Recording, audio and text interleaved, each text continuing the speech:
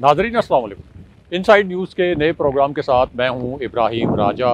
मैं इस वक्त मौजूद हूं जर्मनी में। जर्मनी का ये शहर है कोलोन। आपको इस शहर के मुतालिक भी कुछ बताएंगे, कुछ अहम इंफॉर्मेशन देंगे और आज 3 अहम ख़बरों की अंदरूनी कहानी भी आपको सुनाएंगे।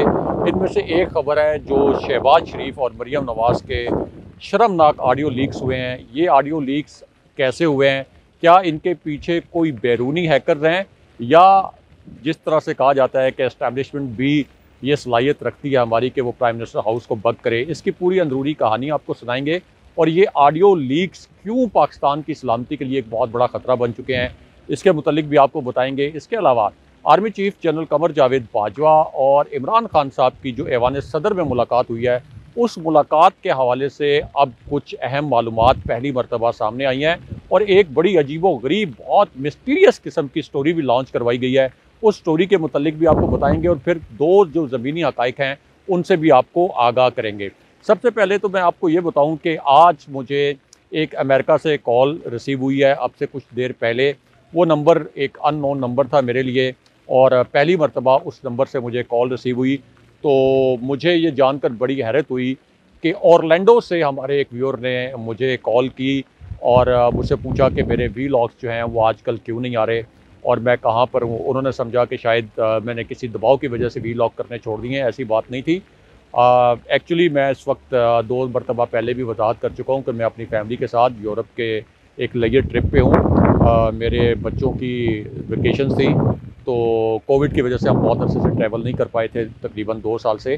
तो अब जाके हमें कुछ मौका मिला है तो 30 सितंबर से मैं वापस इस्लामाबाद में आऊँगा और इस्लामाबाद से रेगुलरली जो 2 वीलॉग्स हम इससे पहले करते थे वो दो वीलॉग्स भी करेंगे। इसके अलावा एक कॉल मुझे आज जो है आप ये कह सकते हैं कि बहुत जो मेरे लिए सरप्राइजिंग था। बल्गारिया से हमारे एक व्यूअर ने मुझे कॉल की और मेरे लिए सरप्राइजिंग था कि हमारा प्रोग्राम बल्गारिया में भी देखा जाता है। उन्होंने भी मुझसे पूछा, किसी से मेरा नंबर लिया और मुझसे पूछा कि मेरे जो वीलॉग्स हैं वो क्यों नहीं आ रहे। एनीवेज़ अब वापस आते हैं ख़बरों के ऊपर। सबसे पहले तो जो ऑडियो लीक्स हुई हैं, बहुत ख़तरनाक किस्म की ऑडियो लीक्स जो शहबाज शरीफ की और मरीम नवाज़ की audio leaks prime minister house से लीक हुई हैं, इसके मुतल्लिक कुछ अंदरूनी कहानी आपके सामने रखते हैं। एक तो आपको बताएं कि जहां प्राइम मिनिस्टर हाउस वाक़ है, चूँकि मैं इस्लामाबाद में रहता हूं, इस्लामाबाद में सहाफ़त करता हूं, 22 साल का मेरा इस्लामाबाद का जो सहाफ़ती करियर है वो इस्लामाबाद में मैंने सहाफ़त शुरू की। जियो न्यूज़ का मैं सेंट्रल प्रेस एडिटर रहा, फिर समा टीवी का ब्यूरो चीफ इस्लामाबाद में रहा, दुनिया टीवी का ब्यूरो चीफ, हम न्यूज़ का ब्यूरो चीफ और इस वक्त भी एक बड़े चैनल को इस्लामाबाद में स्टेशन हेड के तौर पर उसके सुपरवाइज़ कर रहा हूँ, एक पूरे चैनल को इस्लामाबाद से।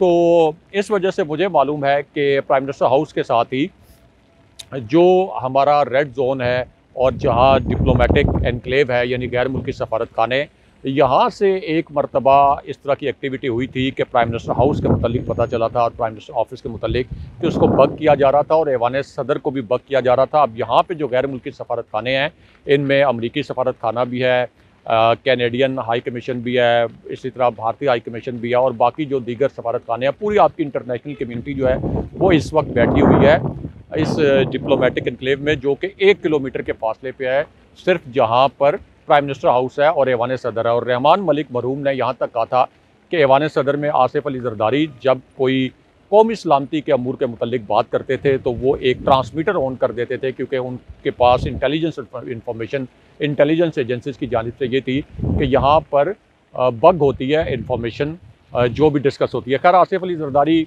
ने कौमी सलामती का क्या ख्याल करना था वो सबको पता है कि आसिफ अली जरदारी के दौर में किस तरह से अमरीकी एजेंट्स को FBI को वीज़े दिए गए थे और फिर OBL वाला ऑपरेशन भी हुआ था।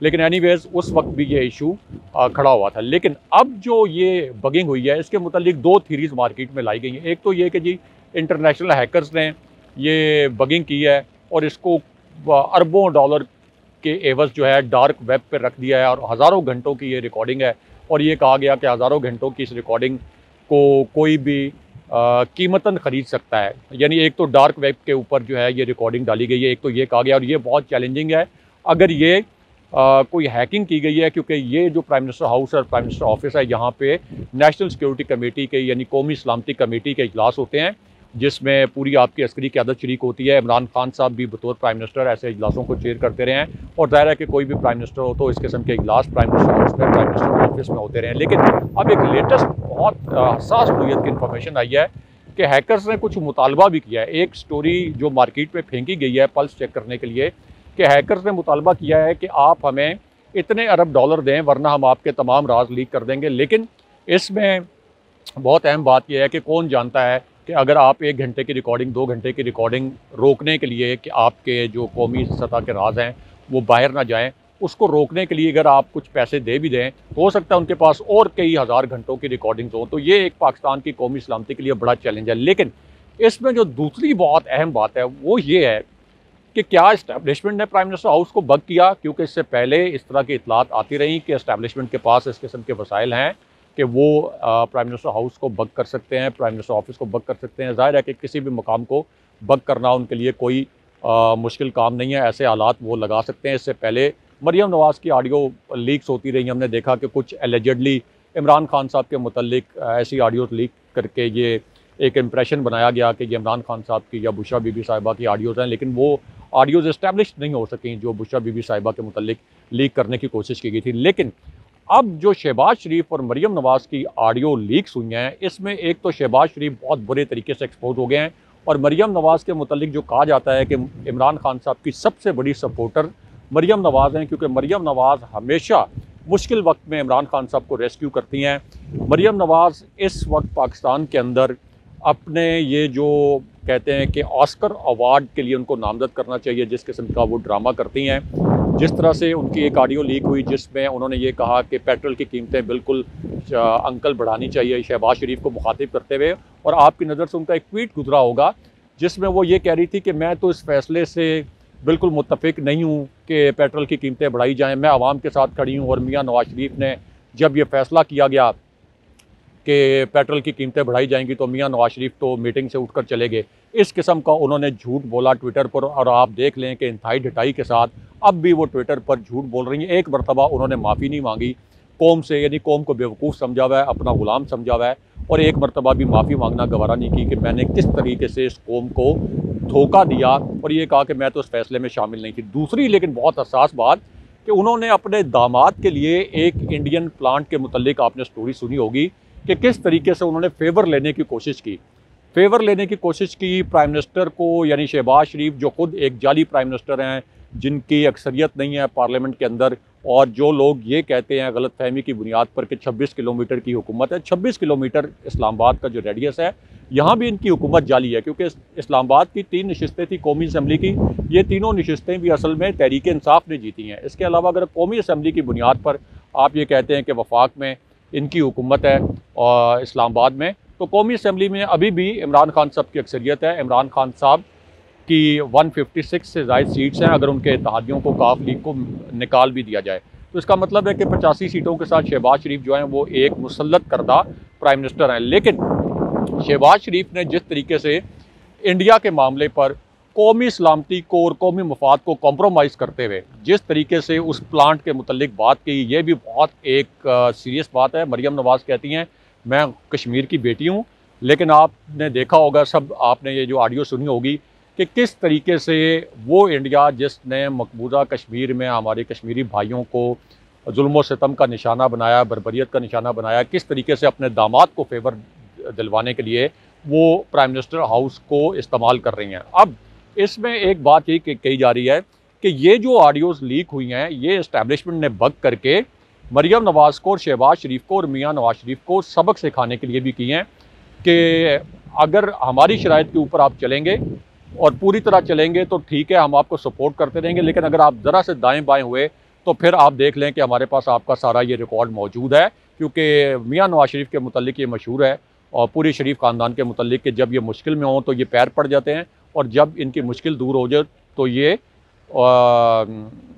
यानी जब इनके पास कोई आसान इनके लिए हालात हो जाएं, मुश्किल दूर हो जाए तो ये लोगों के गले पड़ जाते हैं, एस्टेब्लिशमेंट के गले पड़ जाते हैं, हर आर्मी चीफ के साथ। इसलिए इनकी इससे पहले बहुत ज़्यादा लड़ाई भी रही है, पूरी आप हिस्ट्री उठा के देखें। अब जरा बात करते हैं कि army chief general Qamar Javed Bajwa और इमरान खान साहब की जो मुलाकात हुई है उसके मुतल्लिक एक स्टोरी लॉन्च करवाई गई, बड़ी हैरान कुन। पहले आपको ये स्टोरी सुनाते हैं। एक बहुत बड़े कॉलम नवीस हैं नाम नियाद, उन्होंने ये स्टोरी लॉन्च करवाई है और आपने देखा होगा सोशल मीडिया पर, और उन्होंने ये कहा कि army chief general Qamar Javed Bajwa की जब ऐवान सदर में मुलाकात हुई, सदर आरिफ अलवी भी वहाँ मौजूद थे और सदर आरिफ अलवी का जो अमला था उनको भेज दिया गया शीरी मज़ारी के घर। एक कवर अप करने की कोशिश की गई ताकि पता ना चले कि army chief general Qamar Javed Bajwa कोई पहुँचे थे, ऐवान सदर पहुँचे हैं और वहाँ उनकी कोई मुलाकात हुई है। अब उसके मुतालिक एक स्टोरी ये लॉन्च करवाई गई। यहाँ अब हल्की हल्की बारिश भी शुरू होगी, आप मेरे बैकग्राउंड में देख सकते हैं, मुझे शेल्टर में भी जाना पड़ेगा। तो एक स्टोरी ये लॉन्च करवाई गई कि army chief general Qamar Javed Bajwa की जो मुलाकात हुई इमरान खान साहब से, वो इमरान खान साहब की ख्वाहिश पर हुई। उसके बाद इस स्टोरी का दूसरा दिलचस्प हिस्सा, बल्कि दिलचस्प तो नहीं, बड़ा मिस्टीरियस और बड़ा मुज़ीका खेज़ किस्म का जो हिस्सा था, उसमें यह कहा गया कि army chief general Qamar Javed Bajwa एक प्रेजेंटेशन बना के लेके आए हुए थे। एक फैक्ट्स एंड फिगर्स के ऊपर उनके पास एक प्रेजेंटेशन थी, उनके साथ कुछ और भी जनरल्स मौजूद थे और उन्होंने वो फैक्ट्स इमरान खान साहब के सामने रखे, वो प्रेजेंटेशन इमरान खान साहब के सामने रखी और इमरान खान साहब ने बड़े गौर से उस प्रेजेंटेशन को सुना।